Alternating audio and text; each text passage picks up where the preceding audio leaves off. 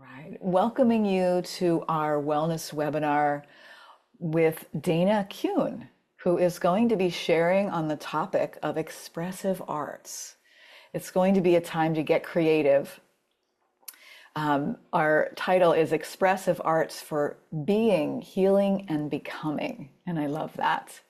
A little bit about Dana. You can listen maybe while you gather some pens, pencils, paper, whatever you have nearby for our exercises we're going to be doing. Dana came to us through one of our WM friends, Lisa, who has been going to some of Dana's art therapy classes out where she lives and gave us a huge thumbs up recommendation. So we're excited to bring you into the Waldenstrom's IWMF family of presenters. Dana, you in your bio, you talk about being a breast cancer survivor and also a therapist. So she's got a very interesting background that somehow all weaves together and brings you this person who is exactly right for what she's doing. She also has a certification in expressive arts, which we're going to learn about what that is. It goes beyond art therapy and uses multiple modalities to help us, express and release and restore. But she does also something called nature therapy. So that helps her sort of blend her deep love of the arts and the natural world into healing work. That's what it's all about, right? Healing. And she's led transformative workshops and classes in diverse settings, including spas, homeless shelters, colleges, cancer support communities, and on and on. And I just love this description of Dana. She finds profound connection in facilitating the creative process with groups and in quiet moments of stillness, like watching a butterfly gently land on a blossom where spirit and presence come alive for her. So Dana, we're so grateful to have you. And I'm just curious, I want to toss a question to you right out of the gate. What made you say yes to this particular opportunity with us? Oh, and thank you for that introduction so much, Anne Grace. I'm at a point in life where I have done some transitions myself in terms of recently moving, and I am picking what I want to do most in life, and this is what I want to do most in life. So, having been with in an academic world for a long time, and a love of the arts in my personal life of creating art, I am the perfect match to me was this training in expressive arts facilitation. And it makes me think of sometimes I'm going to show you in a future slide a quote that talks about flying sparks. But I wish for everyone, this is offering expressive arts and to individuals. In particular, I have found that individuals who are in really powerful, significant life chapters is both humbling for me, and also there's such reverence for what people go through and what they create and what the creative process does. So this is, by the grace of God, I'm able to do more of this right now in my life and less strict therapy. And certainly I've moved out of the classroom. So it was easy to say yes. And again, thank you, Lisa. She is a networker. I've seen her in action in Atlanta and other ways too. It's a beautiful quality. And that's yeah. All right. Well, thank you so much, Jana. I'm going to turn it over to you. Maybe you can start with just a little bit about what to expect. And then when you're ready, you can share your screen and go into your presentation. One last note, this is being recorded. So if you're here live and during an interactive portion, you want to come off of mute and share, please know that you will be recorded. And if you're not cool with that, maybe just type something into the chat instead, or let me know later and I can edit you out. But just, trying to make this as fluid and natural as possible. But I do have to remind folks of that. And if anything that you will type into the chat, I can sort of be your voice if you don't want to be seen on camera on recording. We'll follow up afterwards to make sure that anybody who does come off mute is okay with it. So thanks for your patience on that. Thank you. Beautiful. Yeah, I've got a slide maybe that's going to address just what we're going to cover, but I do want to say any art materials, I always say if you have a pen or a pencil and a piece of notebook paper, that works. If you're, you have little people in your life and then you have their crayons, that works. If you love art supplies and you have pastels and paints, that works, although you'll have confusion on what to use. So whatever you have available, and we'll probably use just a couple sheets of paper. Here's my motto to remember in case the creeping critic shows up. It is only art. And I have gotten so familiar with that phrase that I am finding myself taking greater risk. It took a while. I'll use the word embodiment for me to really practice what I say. But I've really, I think my husband's seen more things that are just flying by because they weren't exactly, but it's only art. So keep that in mind. Let me go ahead and, yeah, I'll start sharing so we can go ahead and get started and capitalize on our time. And just as Anne Grace said, whatever you're comfortable with, I've got some interaction built into this. We're going to do a couple different creative expressive arts activities and putting something in chat. If you would like to come on board and hold something up, that works too. Or if you just want to speak, or none of the above is just fine too. So I wanted to, sometimes I think to personalize this human being, and I really appreciate that. It's so nice not to have a lot of academic, and I'm, praise to all of the people who have been in education and who are in education. It's a long time in 30 years in a higher ed situation where the titles were so important. So I thought it might be fun just to have a picture of me doing something and give you a little more breadth about me. I am as she said, I'm a cancer survivor and thriver. And my passion in life is art. This is captured. We were in New Mexico in Santa Fe, and I'm crazy about folk art. So that opens a lot of doors for, not being, you don't have to be a precise artist, right? The eyes on this horse and all the features are kind of whimsical at the same time. And the other piece you're looking at is I get together with an alumni group with the women I trained with, and we did an expressive arts experience. And this came out of kind of a guided imagery in the forest, and the rabbit came out and my heart came out. So this is just a little sampler of me and where I am at this moment in time. So this borrows from not an expressive arts, although he is a writer, right, and a speaker. Life begins at the end of your comfort zone. And why this is so powerful to me is that it's like some of the good stuff really is when we get pushed, right? When we, move a little bit out of, and I think about, defining when, if we can borrow from yoga, it's like the difference in something, it's pushing you and hurting you.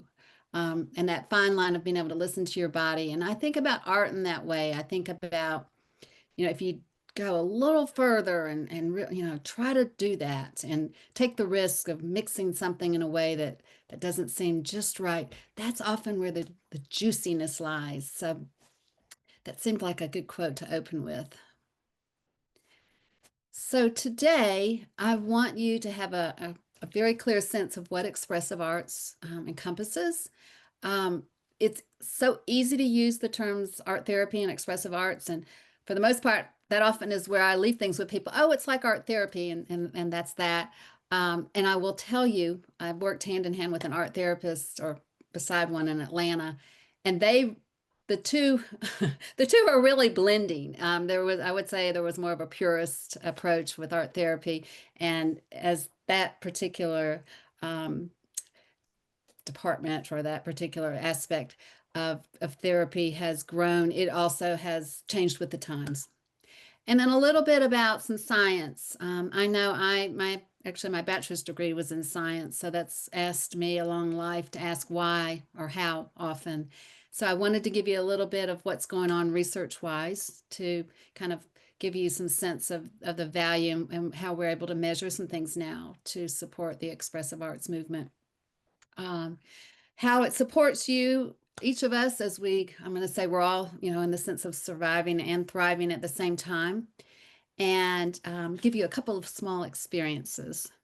And I am fine with questions in along the way if you'd like. That could be through chat and raising your hand or however you wish to plug in if you'd like. Now, as I mentioned earlier, I think when I opened that I like this image of flying sparks, and I included Sean McNiff is a professor of expressive arts at Lesley University in Boston. And he was, if we think about grandfathers in the field, this would have been in the 70s that this department was in formation at Lesley University. And he really, he's an amazing gentleman. Um, I was at a couple of his workshops, and I think I could honestly say that I had a flying spark experience with a piece I did in his workshop that I hung in my office. And about 2 years later, I recognized what that piece was about. And that would be my moment of saying a flying spark came off the image and landed on me, and I made a really loud noise. I remember that. I was grateful there was good sound protection in the building. Um, so let me read the quote.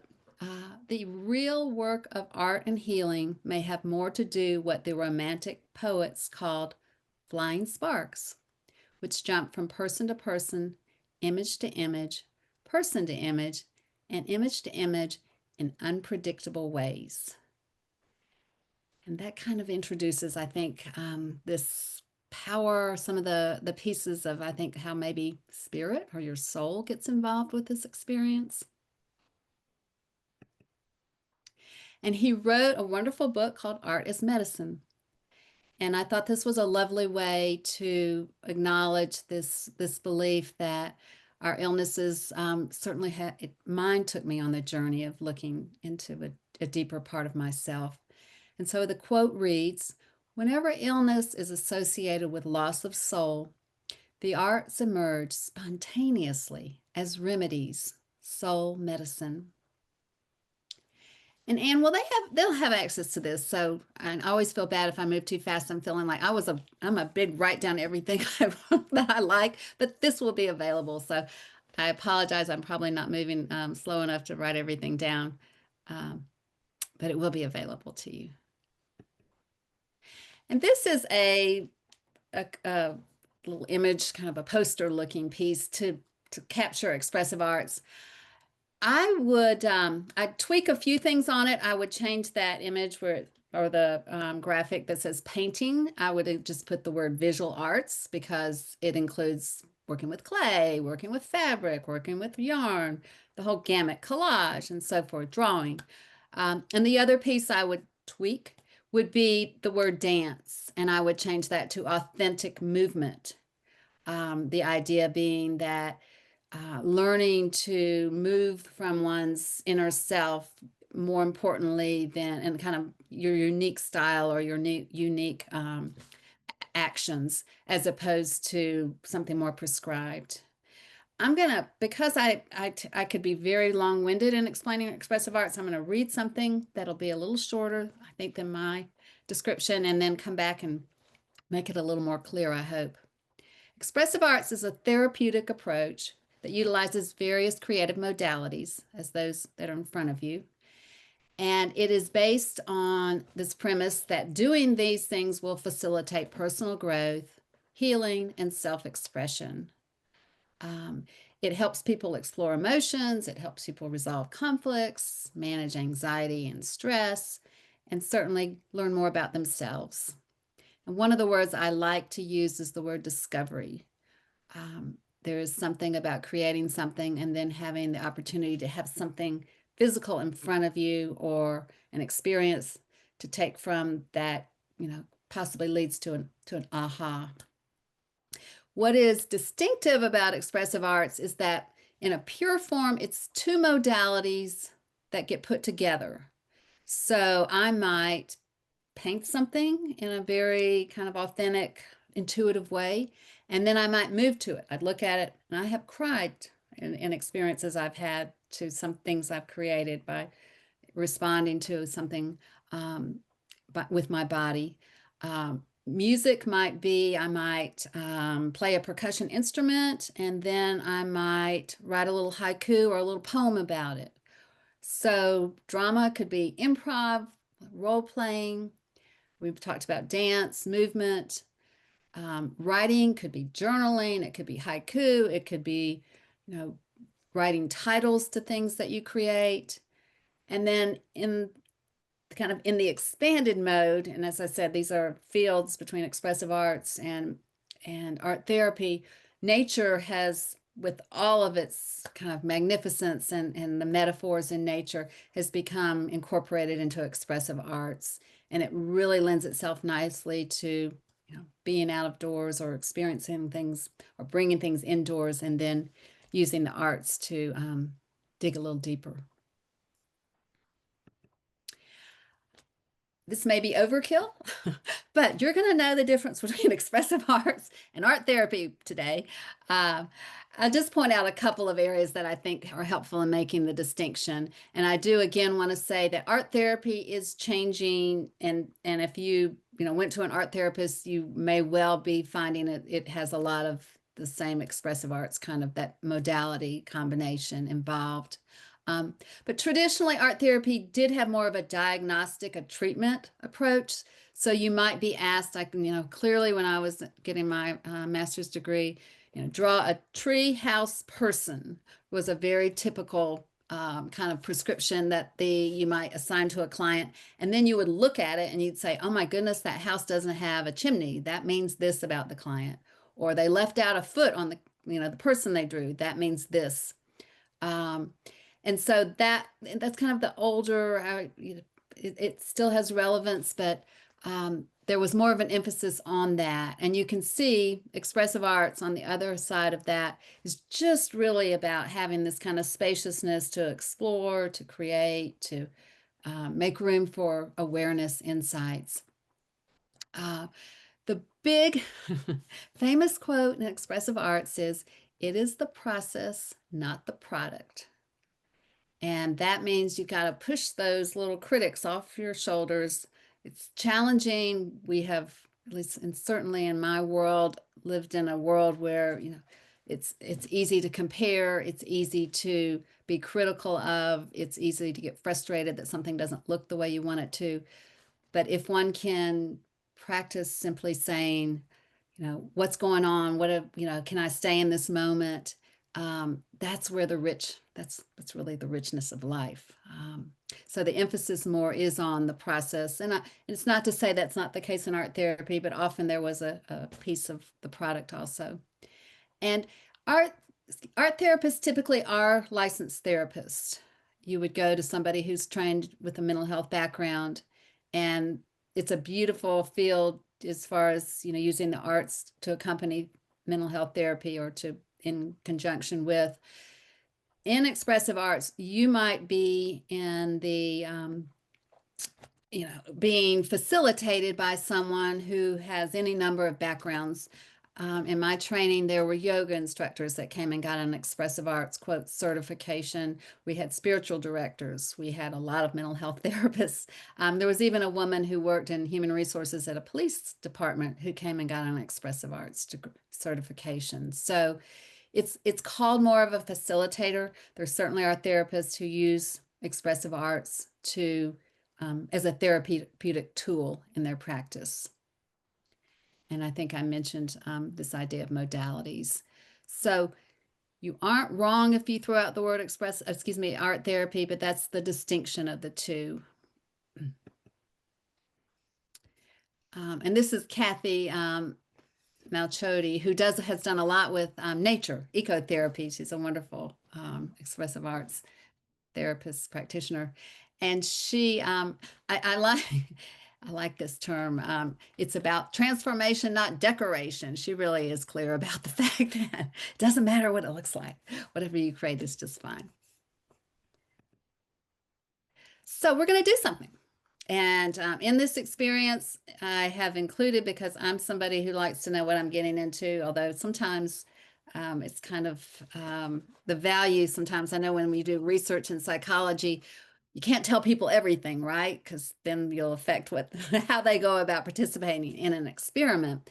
But I'm going to give you kind of an overview of what we're going to do. And again, The more you can just let it unfold, probably the more fun you'll have. How's that? So I'm going to, in just a few moments, I'm going to show you an image on the screen, and it's going to have 4 different photographs, and they're all related to tree. And your job is really easy, is just to kind of look around at those images, and whichever one your eye lands on, what are you drawn to? Then I'm going to, when we all get together and giving you just a few seconds to do that, I'm going to start the timer, and I'm going to have you look at that image for a full minute. And if that's challenging, I want you to keep in mind, I was just listening to a study where the gentleman, this is kind of looking at the value of looking at artwork. A gentleman talked about in this study, he had his participants spend 3 hours looking at one painting in a museum. And he talked about, so what is so magnificent is that when it's like you push through the envelopes, right? You get to another layer, you get through the discomfort, what the heck am I doing here in whatever window of time. And he talked about what came of that. So a minute's okay. I mean, excuse me. Yeah, just a minute's not going to be hard. The third thing we're going to do is when you get through looking at the image, you're just going to write down some words and try not to be thinking of those as you're looking at the image. And then the fourth thing we're going to do is we're going to use your art materials, and it can be just large, small, but you're just going to create some, and I will remind you of all these steps, some marking on your paper or some way, an attempt of capturing some aspect of what you're looking at.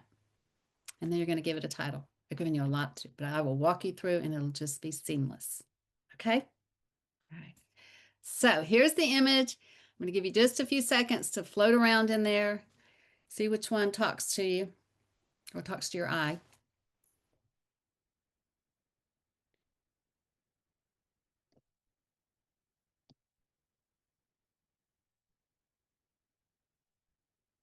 Okay, I'm going to start a timer, and I'm going to have you for just a minute really get to know that image, that photograph, starting now.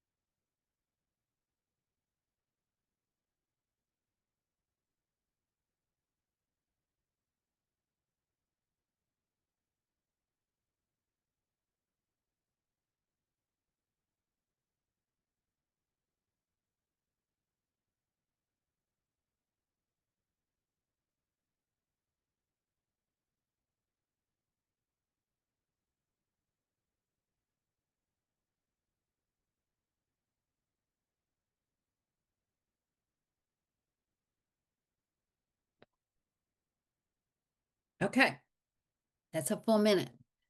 So now you'll take just a few seconds, 3 words that pop out to you in response. Doesn't matter, adjective, noun, verb, gerund, it doesn't matter.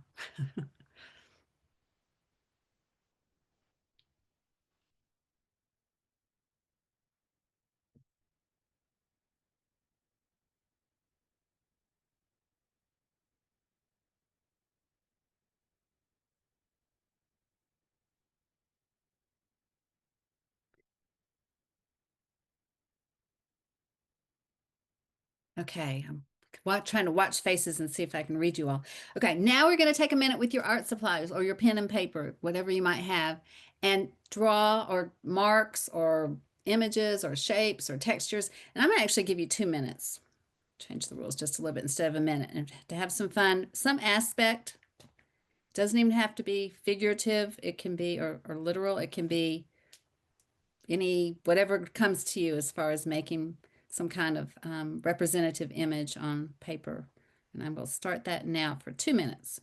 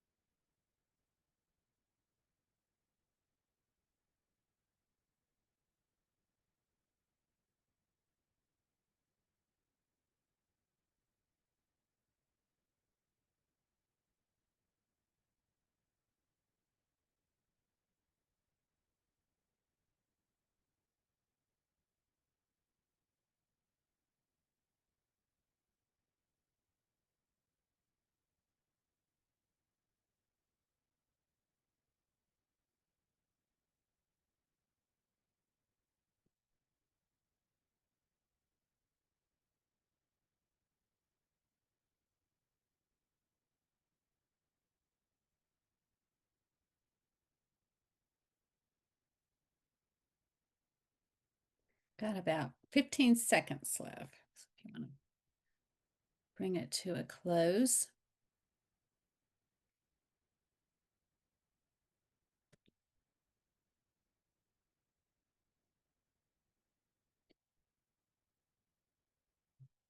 Okay, there we go. All right. And lastly, if you would be so gracious as to just give it a title, the piece you've just created. Short, long, your choice.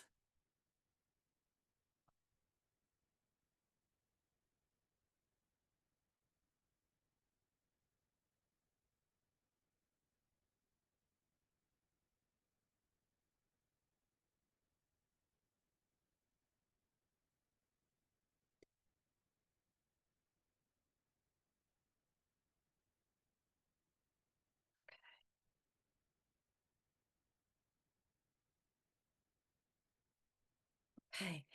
And let me just kind of conclude this by saying this is not very typical, this kind of really short time windows. There's part of practicing expressive arts is a luxuriousness of space, and I always invite people, they can go back to the experience, but this is really, we're doing a taste, kind of a sampler right today.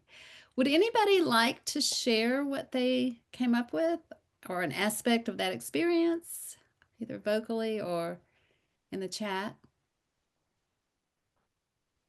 Sure. Hold up your piece too, if you'd like. Yeah, Julie. I don't know how to get my visuals opened up. Where do I? Oh, there we go. Ta-da! Good job. Journey Unknown Beauty. Wow. I don't know if you can The amount see of time you did that. They're probably backwards. Fantastic. Thank you. Wow. Wonderful. Just wonderful. Anybody else? Yeah, Marilyn. Oops.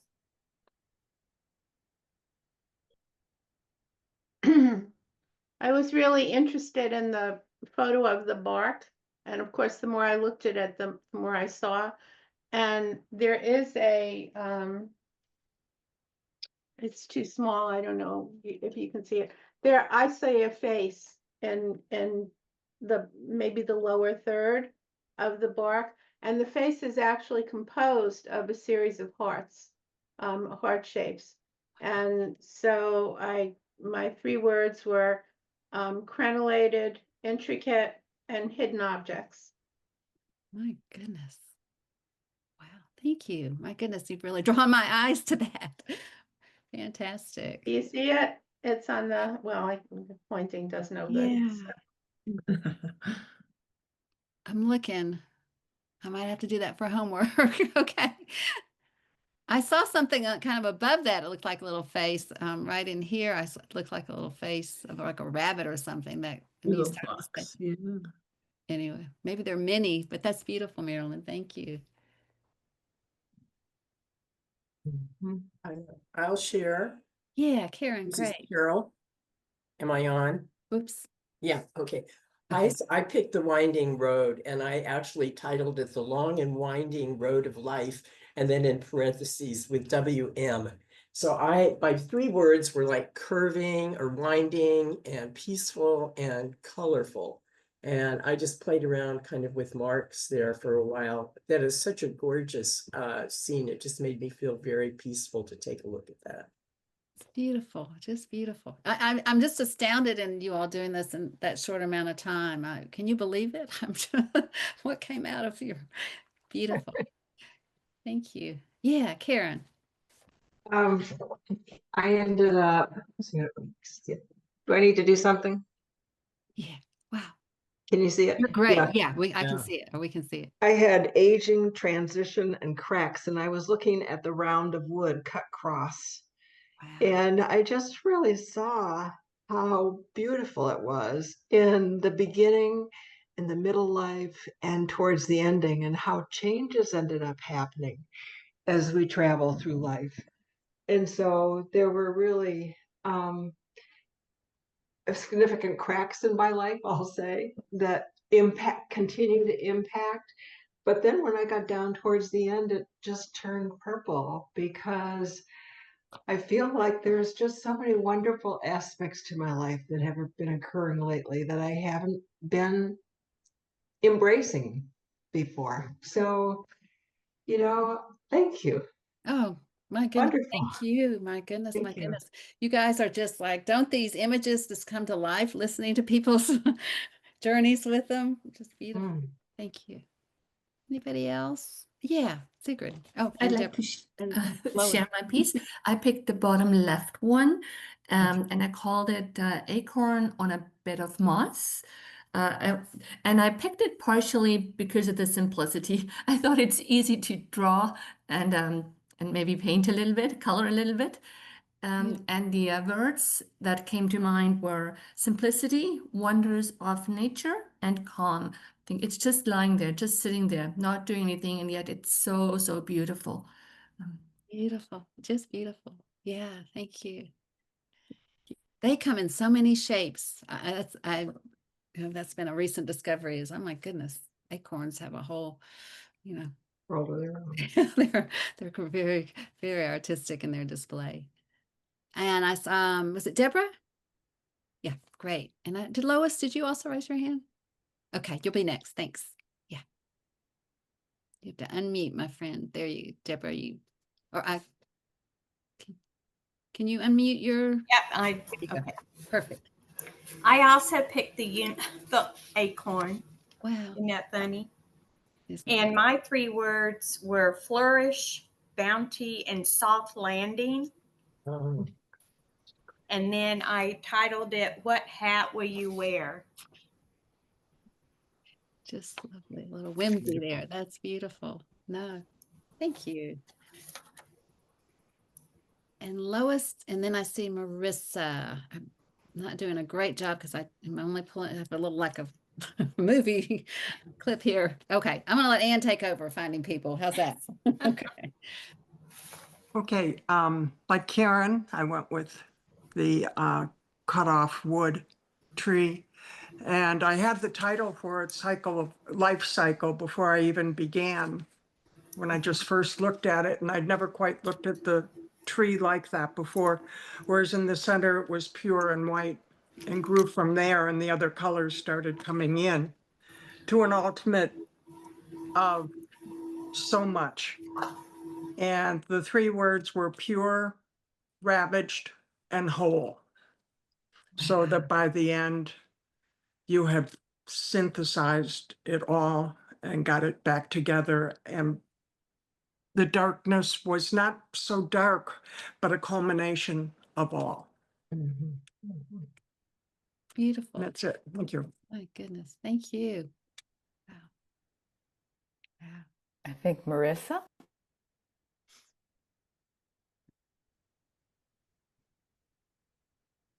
Hey, sorry, I was working with some permissions. So I also picked the Acorn Squad. Is my thing working at all? Can you guys see this? Yes. Mhm. Cool. I can't see it, so I'll just, oh, there we go. So I'm part of the Acorn Squad, of course. My words were hatchling, mightily, and music. And my title is The Acorn Queendom. I feel like that's pretty self-explanatory. Beautiful. Just beautiful. Thank you. Wow. Lovely. Anybody else? Okay. Catherine, are you? Hi. Hey. I don't know if you'll be able to see mine because I did the bottom right, the nest, Hmm. and I can't see it myself, so I don't know if you can see it, but I use gray. It's just like the picture, and my words were empty, lonely, and birds. And I named it like fall empty nest. Like it reminds me of fall. In the beginning, I was trying to decide if it was spring or fall. But I'm in Minnesota and there's no snow on the ground, so I'm pretty sure it's fall somewhere. It was kind of, I mean, I love birds is why I picked it. And It's just it's kind of a sad picture because fall for me is kind of a sad season, the end of fall. Mm.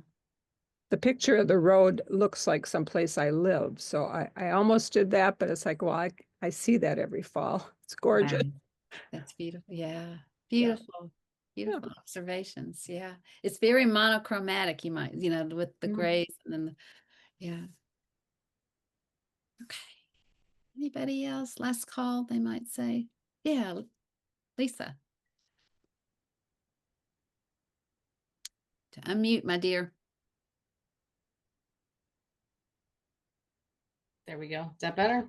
Yes, perfect. I chose the pine bark tree, and rather than seeing just the tree of the bark, I was imagining it was like in an airplane looking down on it. And so the deep parts where the rivers are, and then it's like a section cut. And I called it there's power always under. So it's kind of like, the earth and it's churning and it's got all that power. So no matter where we are in our journeys and what we're doing, there's still some residual power there. And that power has the ability to move the mountains and to let the water flow and to grow the trees. And then the happy blue sky is always up there. You just have to be willing to find it. Wow. Wow. Just wow. Amazing. Oh, beautiful, beautiful, beautiful. A whole different perspective. Oh, goodness. You guys are something. Goodness, goodness. Okay, and I don't want to cut this short if anybody feels like they wanted to share and didn't get a chance. Otherwise, okay, we're going to move on. And thank you for your participation. I thought it might be fun just in the chat for people to put in which they chose, just out of interest to see, which of the, I won't say was most popular, but which one drew the most attention. So if you could put the numbers if you'd like. Number one was the leaves on the branch and so forth. And then we could might be fun to see how that distributed itself.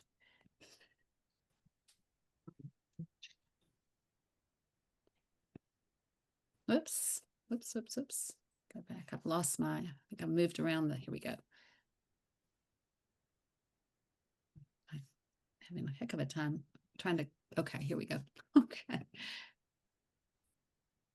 I'll let Anne can maybe would that be all right, Anne Grace, to do a little tally for us at the end? Sure. It looks like it's very varied. A lot of folks chose a lot of different things. So, Okay. just such diversity in this group. Yeah. I have created, here we gone on some crazy, got too many things open here, and here we go. Okay. So I've created a monster here. Let me move you all. I've gotten you on a different place on the screen. Here we go. Looking at now a little bit of the science of expressive arts, and I've looked at some of the studies I've looked at have really been like an assessment, either looking at qualitatively or quantitatively a number of articles about some aspect or some modality of expressive arts and some experimentation. I will preface this by saying often the sample sizes are small, the numbers, and part of that is it's new research. The other variable that is really interesting when you work with people is isolating the variables. In other words, when none of us are living in a rabbit or a rat cage.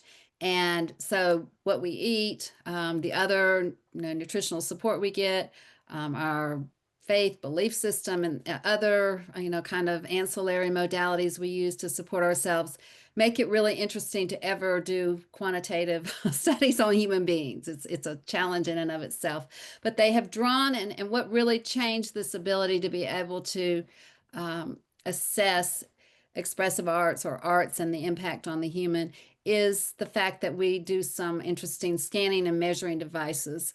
And I like to go back and say, meditation and using the monks to determine from their brain waves what type of state they move into through the data of actually using scanning allowed us all of a sudden to really substantiate that X causes Y. And so in a general sense, with the effect of art on the brain, they see similar results of what exercise does to the brain as well as meditation. And I believe it's helpful to kind of look at, when we look at the brain, what are we looking at in terms of having this impact in terms of our brain and brain waves. And in terms of the living process, don't you love that? You know, when I used to teach psychology, I'd say the wave pattern tells you an awful lot. I mean, it almost looks like what it described.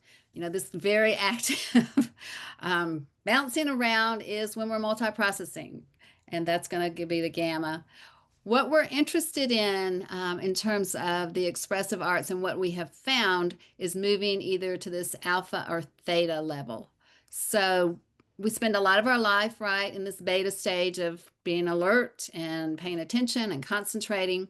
When we go a step further, and it's always, as I said, interesting to look at the waves. It's like the accordion stretches out a little more, and it looks a little bit more like something like flow, that amazing state where you are in it, right? And whether you're a musician or like Marilyn, or, you know, a creative artist or a yoga teacher like Anne Grace, or a yoga practitioner, when, you know, the world outside becomes less and less and you are in, you know, your own kind of bubble, and there's a real sense of the opening of the creative process.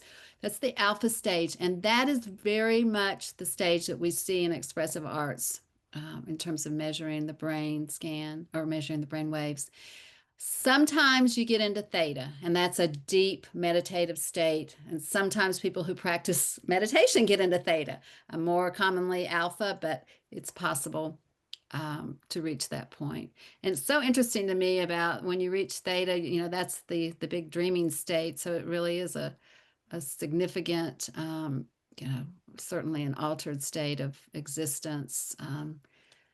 And it'll be a little strange to be in delta, but that's really where you are. You know, the body becomes, you almost don't feel like, you know, you're separate from your body in a sense, and you reach kind of that dreamless state, but you're very much in a deep, deep sleep. Excuse me. So, what we have found is that we can reach these states. Zoning out is one of the words that's been used when people are in the practice of creativity. And I'm going to move on just so we can talk about moods and art changing your mood, and share with you a really interesting study that I thought they did an excellent job of designing it. And again, you know, you might say 40 people, not huge, but valuable. And the process of the study, this was done by Bell and Robbins in 2007, is they showed the participants a sad movie clip and made them sad. And then they took had them complete a profile of using this particular model that looks at mood states called the PALMS. And so they had a mark of before and after the next activity. So they show them the clip, they do an assessment through the PALMS. Then the next step of the activity, you had two groups. One group was a group that is not going to participate in the alleged expressive arts activity, which is actually producing some art, and they actually did collage if you dig into this experiment. And the other group was given a very repetitive task of just drawing shapes, copying shapes, drawing shapes. So, you know, maybe they had a template and repeat it one after the other. What they found afterwards, they gave them the PALMS after they completed doing that, quote, intervention activity, either making art or copying shapes, is the group that made art. They saw a statistical, meaning that it was enough of a difference between the control group and it had statistical significance. The art group improved their mood and the control group stayed the same. So again, kind of this idea that something happens in the process of creating that seems to affect our mood state. Color. I can remember years ago when I studied color in a psychology class, they talked about fast food restaurants and the fact that they're set up to get you to be fast, in and out, bright, bright. I would say the furniture is not usually very comfortable, can be loud, and the list goes on. They often are surrounded by a parking lot, so you're not looking out at the most beautiful scenery, and boy, you're going to come in and go out whether you know, that's your intention or not. So I included two pictures, one of a spa and one of a fast food like restaurant. And I wonder what kinds of things stand out to you, of distinguishing the two. Anybody with some thoughts? That floor makes you move. Okay. Yeah, it makes you, it's gonna make you move. And even when you go do sit down and you've got the same black and white across the back of the booths, you're not gonna want to stay there for long. Okay.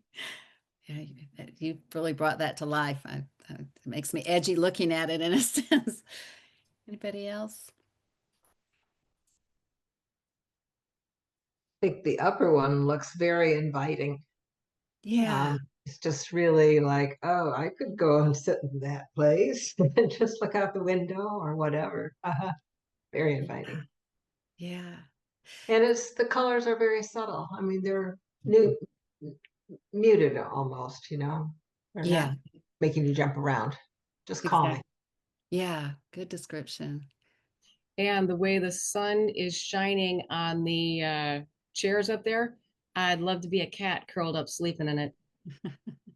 That's right. No, that's just very, very, very tempting. It's interesting. I was looking also at that spa picture and noticing like the elements. You've got rock. It looks like the kind of the, I don't know if they make me think of bells, but they may be lights that are covered in like a rope material. So they've got some fiber. Certainly the glass lighting, wood at the top. It's interesting, you know, the attempt to bring in the natural world in that space, and certainly with those muted colors. So we are affected by color. I think we could all agree with that conclusion. I don't, you know, it's interesting. What are your favorite colors? And it's interesting to look them up. What might that, you know, reflect about you? And then, you know, how has color been used to elicit branding, right? And some of these may surprise you. Others, I certainly thought when you know, we think about freedom and Harley Davidson, that they made a choice that gave them the bright orange. But that there certainly is, you know, a tendency that we have to favor colors, and what that, even in our environments. And I've got a later slide that talks about, you know, being aware of what's around you, and if there might be ways of making change in terms of how color could be modified for your own personal preference. I wanted to include, I don't usually do things with coloring books, but I couldn't leave out the fact, because I actually think this, you know, movement, which was actually about 10 years ago, right? 2015, that these coloring books for adults became so popular. And this particular one, Stress Relieving Patterns, I don't know if any of you came across a copy back in the day, or even now it became a bestseller. And what is behind the success? Like, what was, you know, kind of the intention, and how did it become something that people found valuable? And if we tease out the aspects of it, it's a structured event, right? There are lines to color within.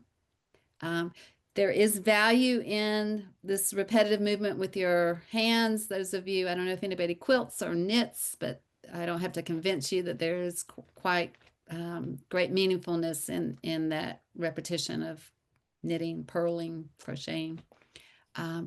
We see similar, you know, getting into that meditative state, perhaps going into alpha when we're actually doing these coloring books. And we distinguish in psychology the little and the big C, but that we can do, the little C is creativity, things we can do every day that really can impact our anxiety and depression. And coloring books are one of those things. Typically in expressive arts, we don't use something so kind of you know, rigid or that has, you know, ask you to draw within the lines. But I also found it interesting and thought this was a great kind of metaphor for if you are you know, going to do some kind of regular or ritual activity in the art practice. This is actually a pretty good way to set up your practice. And so this is the front page or the second page in this book. And I'm curious how you take this. So break out your crayons or colored pencils, get your supplies together, right? So that's not what you have to be focusing on. Set up your environment so you have some literally private time or some personal time for yourself, whatever that means, to keep the outside world at bay. Do what you want to do. How do you like that? Number 3, find your favorite page. Start doing it. And then, this sense of, I love this giraffe image, and him looks like he's almost in space in the background.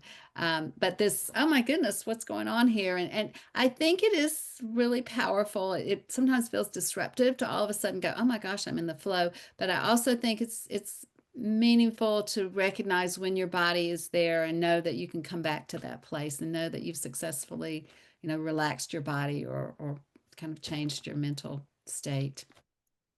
And it ends with, if you don't feel like doing it anymore, stop. How's that?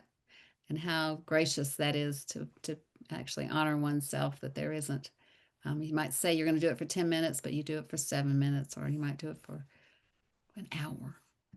Dana, I'm curious, could you read number 5 out loud? It's a bit small for my old eyes. True thing, and I'm keep moving you all around.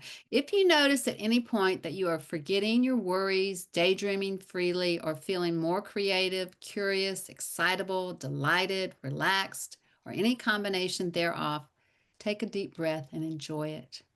Remind yourself that coloring, like dancing or falling in love, does not have a point. It is the point.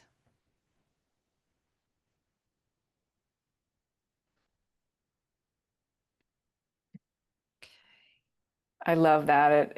It shows us that the rules are a bit different. Yeah. And so much about, hey, wait a second, what's going on inside me? So we are, the external world takes up a lot of our brain space, and it's often, for a reason we check in, but how nice that we can go, hey, what's going on inside, and then kind of bask in it if it's a place we enjoy being or find that is meaningful. Mandalas. I would be remiss in not including mandalas in this conversation.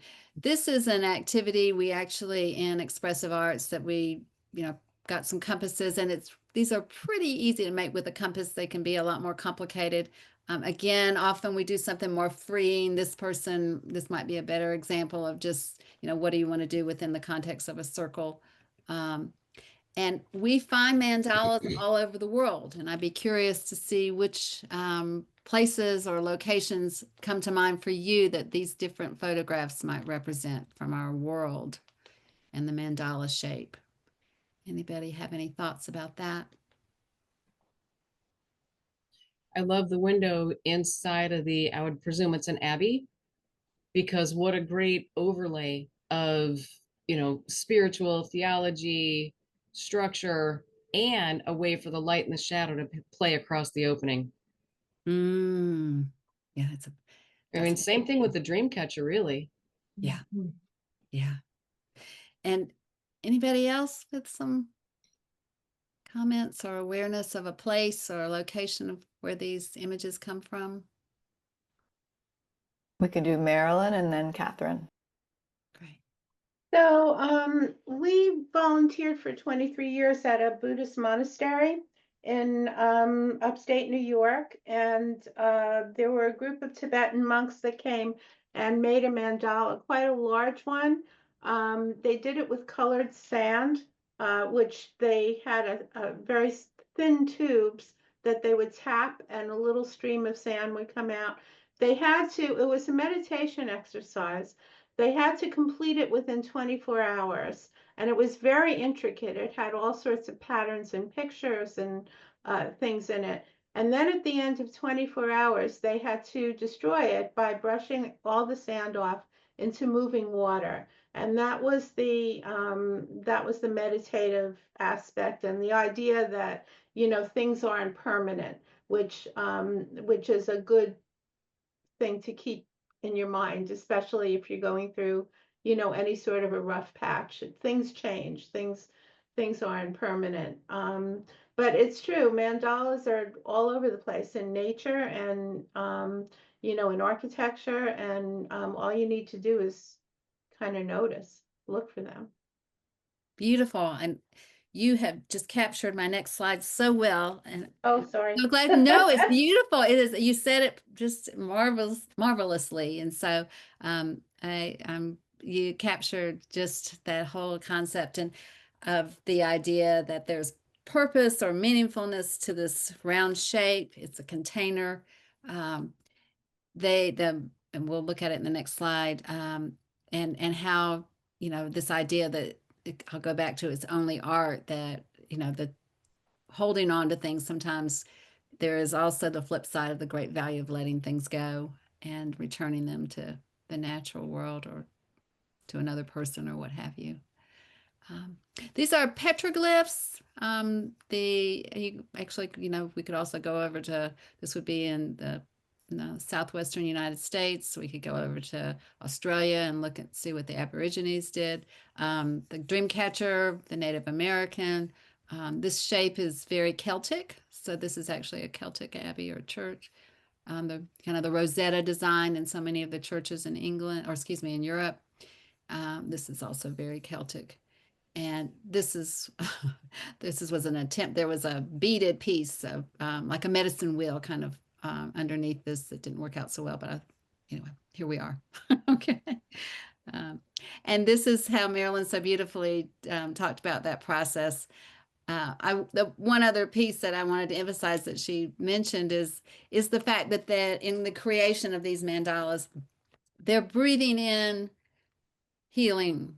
And so when we make things, it's kind of, you know, those of you who cook, right? When you cook and, you know, cooking with love, food does taste different. So the idea that you create something and when you do it with that person in mind or you know, with healing aspects, it is, I believe it puts that energy out there into the world and gives it some additional energetic value or opportunity to be passed on.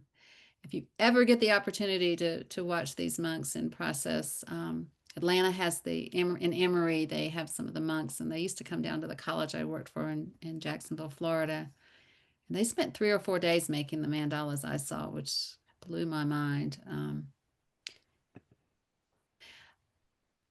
Mentioning a daily practice, I threw this in there, you know, practice what you preach. I think that's, you know, what I do is more important than what I say. This was a total unintentional. I went through a really rough patch in my life and I used these mixed media books, and I was looking on all of them to see how many pages because I took this picture and then I put the books somewhere else. And I had to go back and pull out a book because I thought, how many are there? 10 books there. There are 40 pages. And so I did 400 of these things. I didn't go into it. I didn't even know that I had done 400 until I put this talk together. So there you go.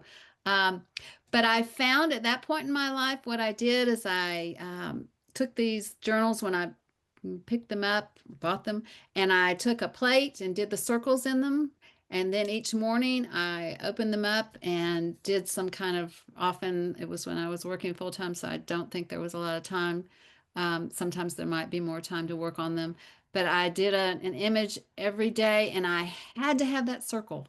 That circle was so important to me.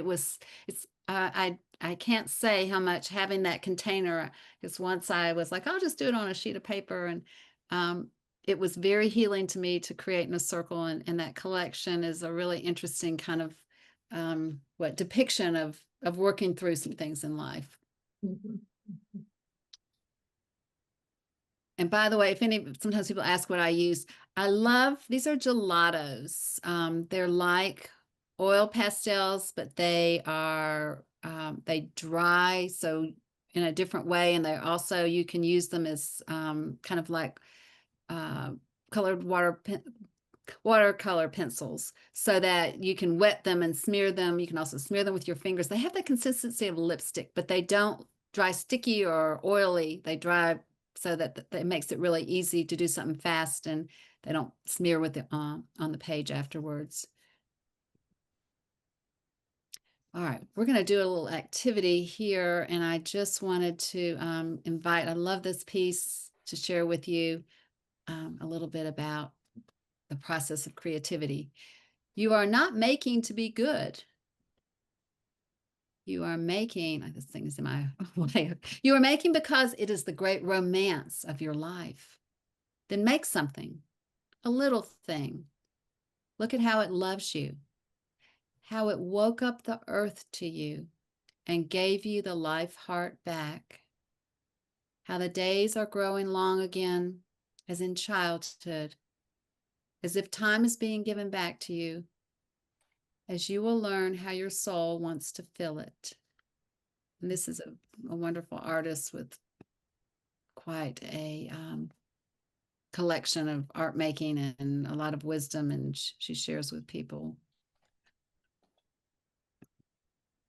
So we're going to let you once again have preference, and I'm going to invite you to draw, just to have the experience of seeing if it makes any difference to you.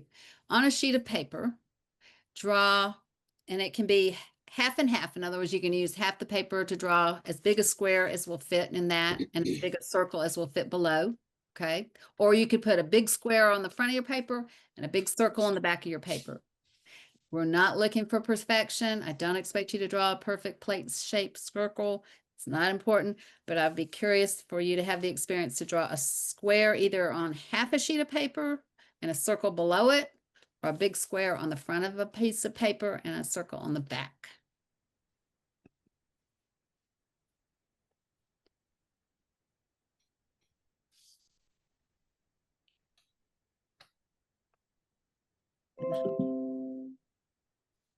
Hopefully nobody has any critic in them already deciding that their circle's not right or the square's not right. Okay. Remember, folk art.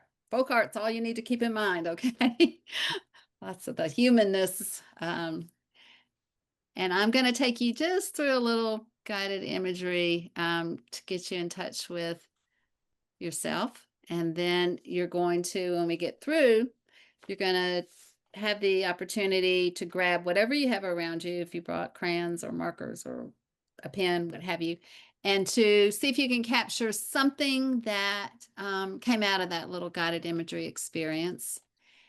And you will, at that point, when we finish the guided imagery, you will simply have that choice in that moment of, oh, I think I want to do it in a square, I want to do it in a circle. So you can do it in one or the other, okay? And your decision is going to come in that moment when you get ready to start putting some kind of art material on paper.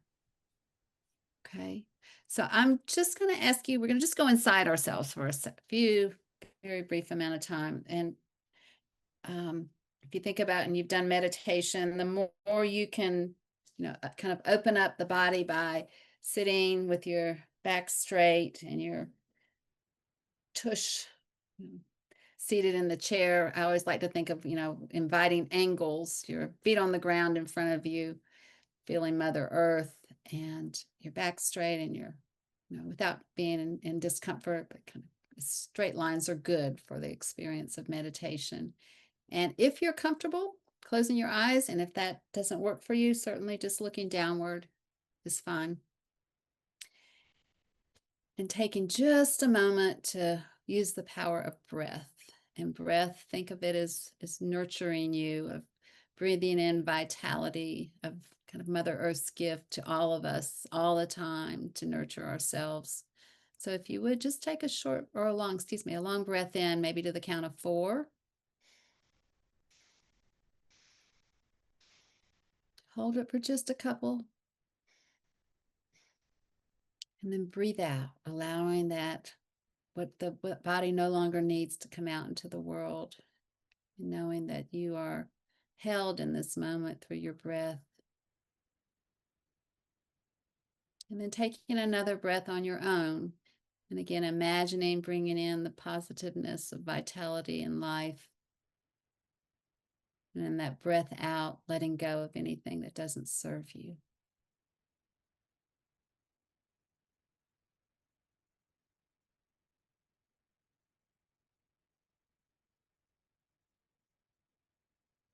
And at this time, in this moment, in the sacredness of the body in which you inhabit, going to your heart and imagining your heart as a space that holds so much love. So much love that comes from this human condition, from the spiritual connections we have to something greater than us, to people in our lives that we love and love us back, to the animals and creatures that we perhaps have loved in the past, and those we love now that have taken residence in our heart. And imagining that you are experiencing that love in a very different way. You're having the opportunity to feel love as a temperature. Can you tap into a temperature into your heart right now? And are there any colors? Is there a color that shows up to you?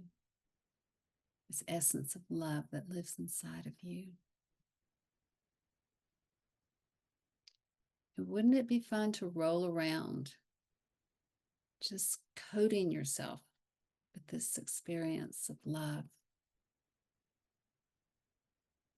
And is there any motion with what is the essence of love in your heart? Does it move around like a gas? Does it have a shape? Does it have texture? Is it soft? Is it hard?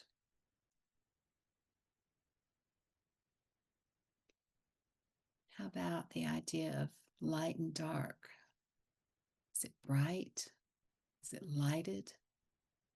Is it more subtle and less lighted?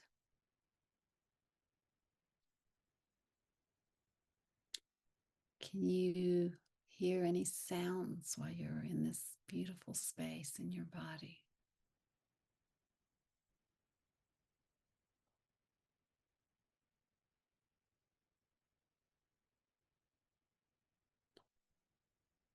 And finally, what is it like to touch love?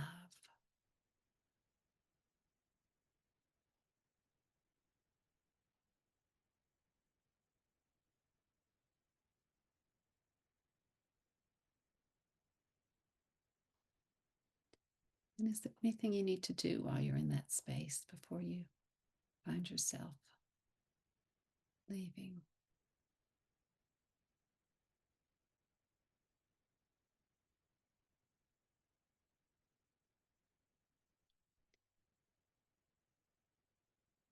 And perhaps you actually move from that space and whatever feels comfortable. Perhaps you walk up some stairs, or you go through a tunnel, or you lie away.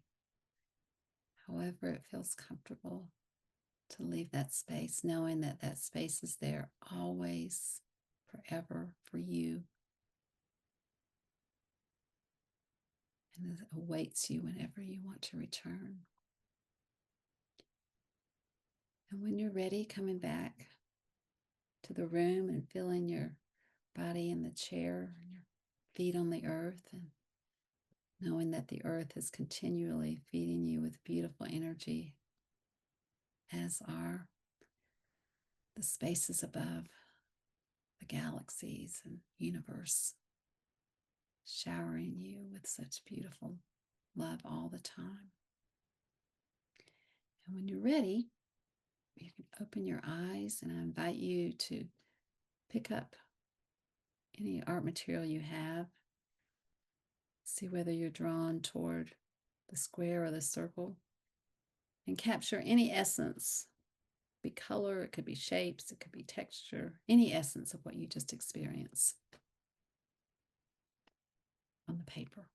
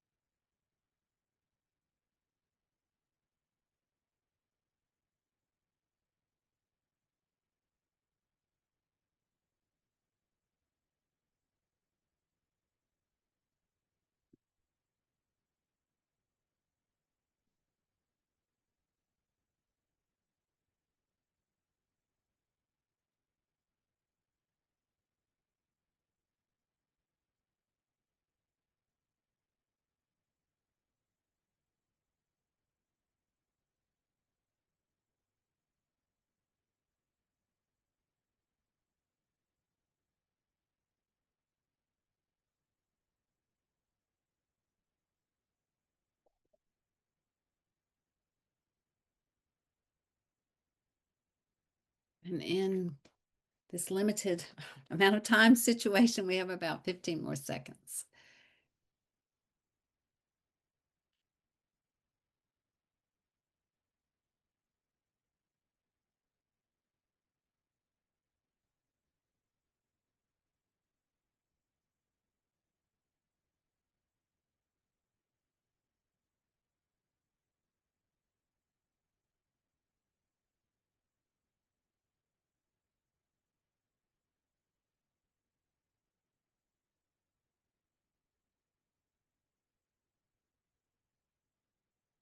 This is my least favorite part. It always has been, of stopping people in the creative process. So please forgive me for interrupting your flow. And I think what I'd like to do is, and you're welcome to kind of keep working on this and listening if you would like to, is at the end, if it's all right, and Grace's will maybe hold them up at the end when I'm through with this, and have those who would like to just share that way. Okay. How are expressive arts, the arts used in healthcare? And it's really encouraging to see the support in the medical world with the arts, and we can break it into 7 categories of using the arts in a preventive way, for symptom relief, to treat or intervene with illness, developmental or issues and accident, or excuse me, developmental issues and accidents, psychologically supporting people, tools for living with chronic issues, pain in particular is one of those, and the whole journey of providing solace for end of life. This next slide, love this image. Some of the great, if those of you who have studied some of the great masters in the arts, they often the statements they make are so encouraging about using art to live life fully. And here's Matisse reminding us that, I always say the great masters had these thoughts. They were they were quite the sages of understanding the arts. So one of the areas is looking at dance, which I just wanted to make sure we acknowledged something besides the visual arts. And this was a study done on dance and the idea of dealing with pain, in particular headaches. And what was so interesting about this study is that they used a dance form called mindfulness-based dance movement therapy. They took 2 groups, and with 29 patients that suffered from chronic headaches, they had the control group that did not do the dance training, and they had the group that was the sample for the intervention. And they had 10 sessions of this mindfulness-based dance movement therapy, and for over a 5-week period. And what was so interesting is they waited 16 weeks after the study was completed and did some assessment. They actually assessed 5 different through 5 different self-scoring assessment tools, and found out that the areas in particular that showed up that they saw a movement in a positive direction were for both pain intensity and depression from those 5 weeks of doing this dance. This was an image I chose. I wouldn't recommend. I liked it. I thought it was happy, and it was a group of women dancing, but the high heels, not so much. Okay. It's like, don't do that. Another area, as I mentioned, is pain. And pain is so challenging to work with in the sense that, how do you describe your pain? How do you communicate that to a practitioner? And it's an ever-changing entity. And I, look at these qualities that, biologically, there's something, psychosomatic sometimes about imagining. If we pay attention to pain, sometimes does that cause it to change in one direction or another? Culturally, where you live, certainly the family you grew up in, and how you were told maybe to, not be a baby, or to, pull up your bootstraps and deal with it. We all have our own stories about pain, and our tolerance seems to vary for all kinds of reasons.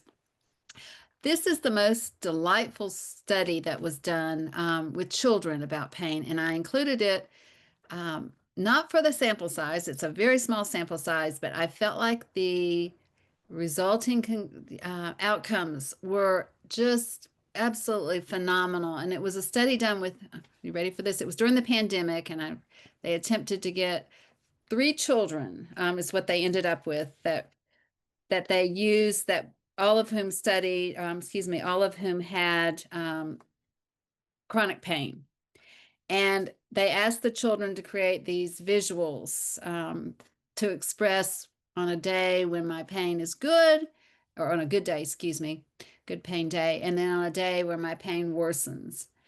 And what was just so remarkable about this study to me is that the children did not use, they're calling it binary thinking, that pain was all bad and the flip was all good.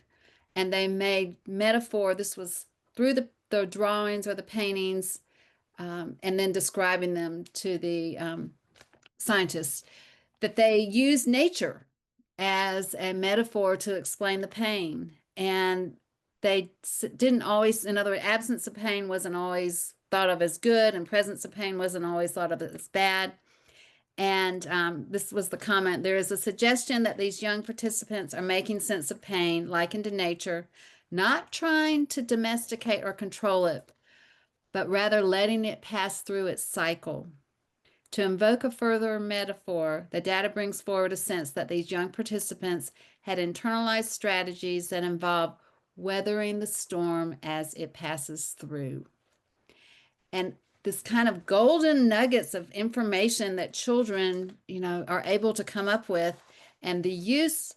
I then read about the fact that it's been helpful sometimes for doctors, even for their patients. This would be with even adults, to say, I know I certainly have been asked on the pain scale in terms of a number. I just had some oral surgery done in my mouth.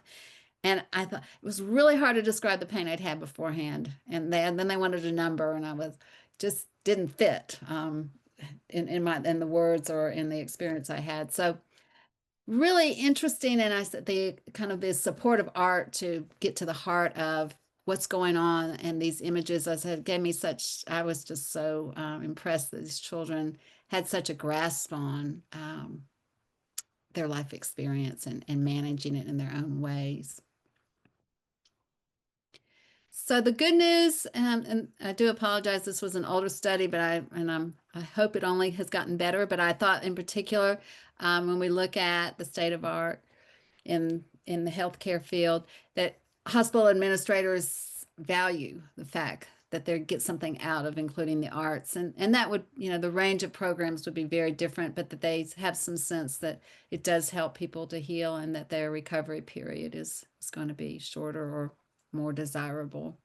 This is 80% of hospital administrators invest in the arts because of dramatic improvements in creating a healing environment and motivating patients during treatment and or recovery. Through the art, we make the invisible visible and the unspeakable speakable. It's a language, I would say. I included this, I mentioned it earlier, but it's worth making note of that. This gentleman, he was a doctor, and he had a life-altering accident in college, and he became very interested in what was around him and how it made him feel. So that became one of his areas of study. And he had people start, to keep track of by logging in when they responded to environments, even when they were out, what felt good to them, what visuals were they looking at, what colors. And it might be fun to, keep that in mind. He said it doesn't have to be a big change, just even this feels better than that, and so forth. Some of you may know about this. This is a really interesting, and not so long ago, 2014, that this Russian psychologist, Pavel Piskarev, and I apologize if that's not a correct pronunciation, came up with this freeform drawing technique that has shown up. You may have seen it. Sometimes some of the social media have promoted it, but you're drawing lines kind of organically, which is kind of a free form, and then you go back in and you soften where the intersection of those lines take place.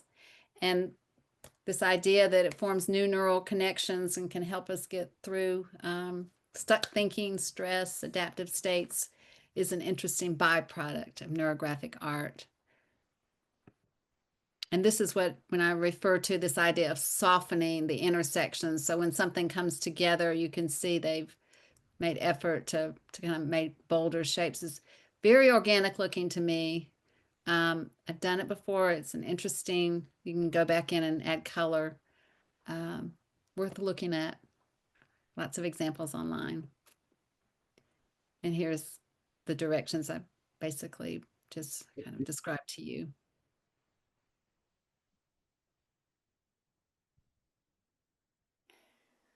And we will have access to Dana's slides that I'll share in the follow-up recording, and so you can come back to this as well. Beautiful. There's one more example.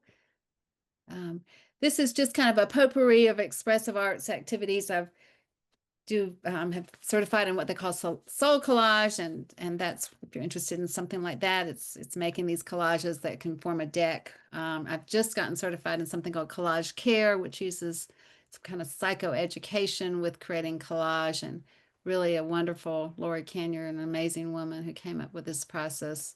This is some other vision board kind of activity. It's our friend Leo Tolstoy, if you enjoyed some of his books. Art is the activity by which a person having experienced an emotion intentionally transmits it to others. I mentioned nature, ecotherapy. Perhaps I've invited some of you, just sitting outside and sketching something in nature is what you did in that first activity is really a wonderful way to start getting intimate with nature.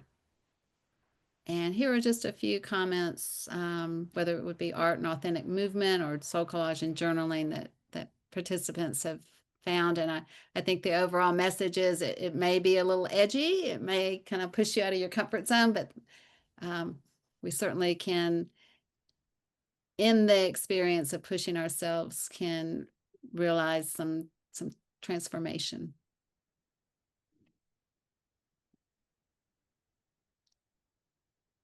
And that is the last slide there. We'll end with love on a rock. How's that? It's the process that matters, not the product. And could that be true about life? So, goodness, I'm going to stop sharing. I don't want to be remiss. I'd love to give you all a chance, since we're in a big group.